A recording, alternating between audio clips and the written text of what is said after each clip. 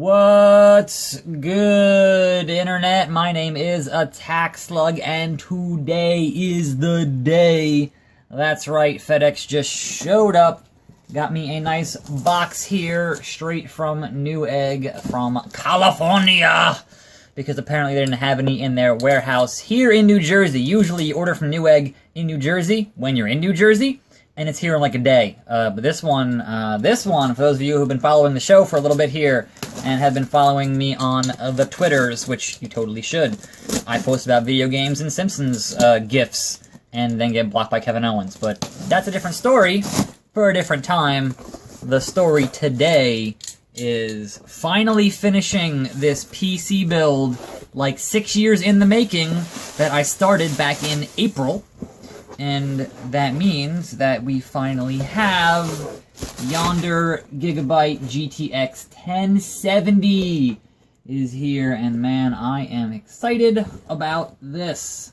This is the Windforce 2X. This is the $399, which is currently the cheapest 1070 you can get right now. Even though manufacturer's suggested retail is $380, ain't nobody selling GTX 1070s at $380. It's a damn shame. I am upgrading, as I will show you here in a second, from an HD 5850. That's right, going from the like a 6-year-old AMD card to the brandy new 1070. As the saying goes, here is the bullshit on the back of the box. Brum, brum, brum, brum, brum. It's video card time. Got our driver disc, though obviously just go to the website to get the newest drivers. You got our quick start guide, and then obviously the card itself, which is going to be going into my computer very shortly. Unlike some of the higher end models, this has no backplate, so certainly I am considering the possibility at some point of buying a backplate if that becomes an issue, because this thing is quite heavy. So first things first, we're going to get rid of all those AMD drivers with DDU, and then second things second, we're going to take it into the garage and bring out yonder X-Power and just kind of get some of that dust out of there. And then plug that shit in, install those drivers, and fingers crossed it's going to work. Here is your card size comparison. This is a power cooler 5850 as compared to, it's kind of the same size, more or less. Got them fat heat pipes on the top there, but understandably, it's more or less the same size. I think I bought that back in 2010 for about $330-ish. And obviously that was $400 plus tax, like $435, something like that. It's about $100 difference.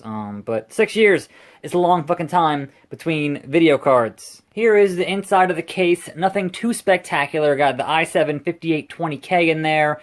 16 gigs of RAM. Obviously I got more RAM slots. Got a 750 watt power supply, got the ASRock X99 motherboard, and some hard drives. I can put more fans in here, or if I want to overclock this CPU more, I can add like that water cooling thing, that all-in-one that goes to the top of the thing, and the pipes and everything else, but cross that bridge when you get there.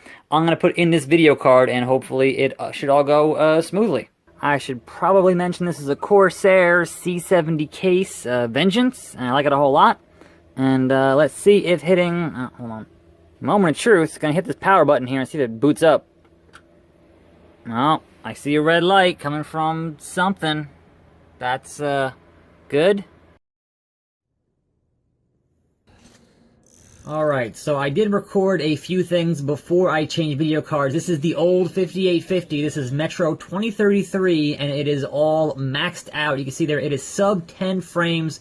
Unfortunately, I couldn't get a real comparison because my last actual Core 2 Duo machine has no hard drive, as that is currently in this machine with my Windows install on it. So, not a true comparison of the 6-year upgrade, but a pretty good comparison nonetheless once this switches over to Metro 2033 on the current, the new video card. So that'll be here in a couple of seconds as I kind of just wander around here, and it's basically unplayable. Like, you shoot your gun and it reacts a second later. Anyway, here is running through the GeForce Experience Shadow Play.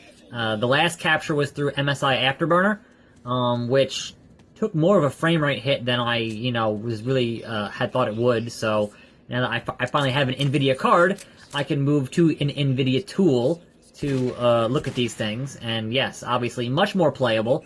I'll have the benchmark here in a little bit, the benchmark tool, but this is with everything maxed out. So this is, unfortunately, I don't own a copy of Last Light, which obviously is a newer game for Metro, but still, Metro on everything on is a pretty demanding damn game. So let's move on here to the next bit. So, Unity games. This is the System Shock pre-alpha build for that new System Shock Kickstarter. And I figured, hey, let's throw this on here and do it.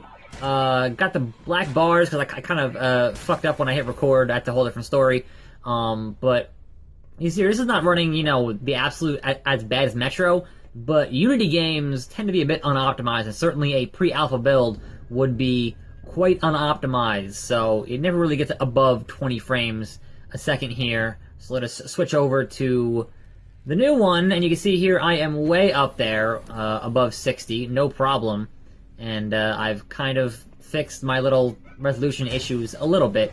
But this being a pre-alpha build, I had some problems when I was changing resolution, so that was kind of weird, but I think I more or less managed to get it hashed out. So let's move on to something a little bit different that is not quite a good comparison, but it was fun anyway. This is an old video I did of Stranded Deep, which I managed to get MSI to cooperate with.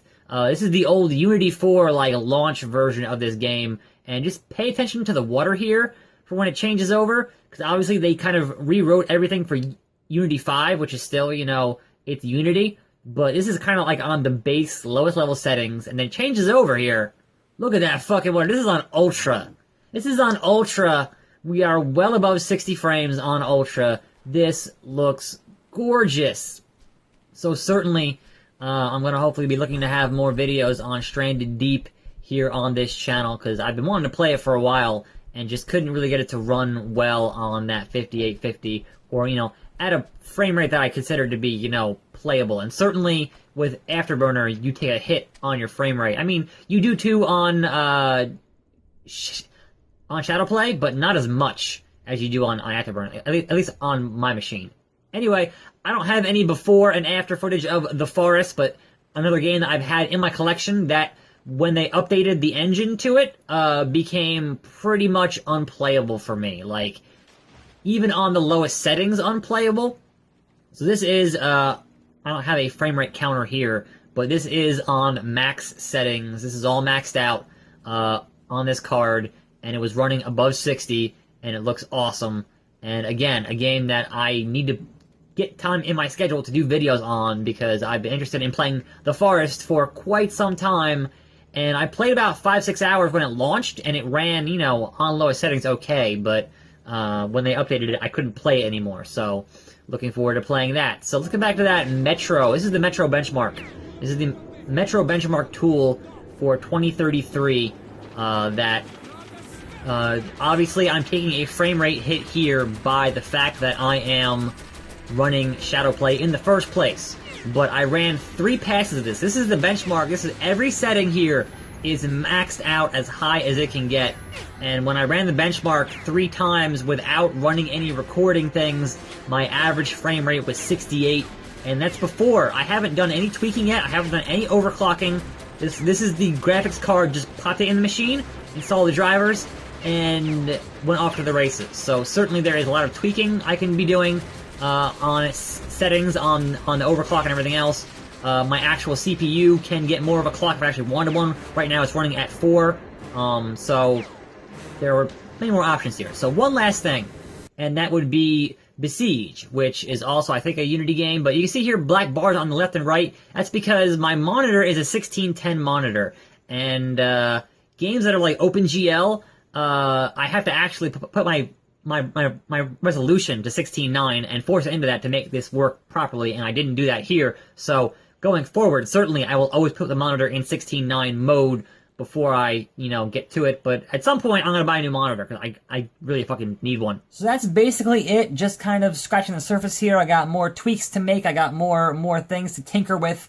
So don't expect a big change to just PC stuff overnight. Certainly, games are still expensive. So the majority of Pixel stuff will still be through GameFly, because obviously I can rent that and send it back. But certainly, hopefully, gonna, you know, have more PC stuff upcoming in the future. Big things popping, little things stopping. You know the drill. I'm a Tax Slug. More videos every day. Thanks for watching, and I'll see you next time right here on this channel. And I'm out.